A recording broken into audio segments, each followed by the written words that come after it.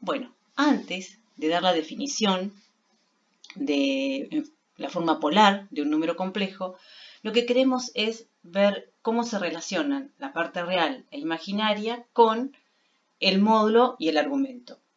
Entonces, dado un número complejo, que lo vamos a representar por este punto en el plano, supongamos que tenemos el número complejo expresado en forma binómica. Eso quiere decir que del punto conocemos la coordenada en X del punto, que la vamos a llamar A, y la coordenada en Y del punto, que la vamos a anotar con B. Entonces, conociendo A y B, o sea, parte real y parte imaginaria del número, queremos hallar el módulo. El módulo, recuerden que era este segmento, la medida de este segmento. Y bueno, ya sabemos cómo hallarlo. Lo vimos la clase pasada, haciendo raíz cuadrada de a cuadrado más b cuadrado, lo que tenemos entonces es la medida del módulo. Y también queremos calcular el argumento. Habíamos dicho que el ángulo que íbamos a medir era entre el semieje positivo del eje X y este segmento. El ángulo positivo lo íbamos a tomar en sentido antihorario. Bueno, entonces lo que tendríamos es este ángulo. Y queremos calcular cuánto mide este ángulo. Lo que teníamos como dato era A y B. Acá tenemos un triángulo rectángulo. Entonces lo que necesitamos es una función que nos relacione este ángulo con los dos catetos.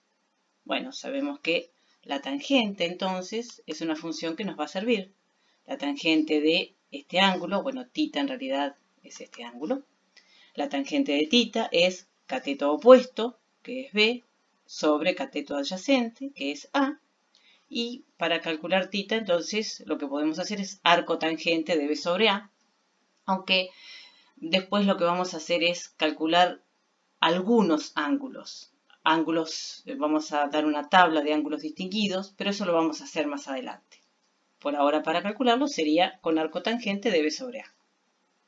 Y recíprocamente, supongamos que conocemos cuánto mide ρ, o sea, conocemos el módulo del número complejo y conocemos también θ. Y lo que queremos calcular es cuánto mide A y cuánto mide B. Así tenemos la forma binómica del número complejo.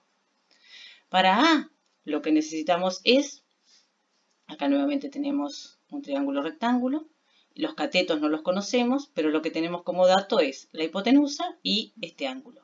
Entonces, para calcular A, necesitamos una función que nos relacione el cateto adyacente con la hipotenusa, bueno, y el ángulo.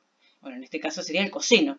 Sabemos que, entonces, el coseno de θ es cateto adyacente sobre hipotenusa. Entonces, si queríamos encontrar A es igual a ρ por coseno de θ. Y bueno, algo similar, si queremos hallar B. B es el cateto opuesto de este ángulo. Entonces necesitamos una función que nos relacione la hipotenusa con el cateto opuesto. Bueno, en ese caso es la función seno.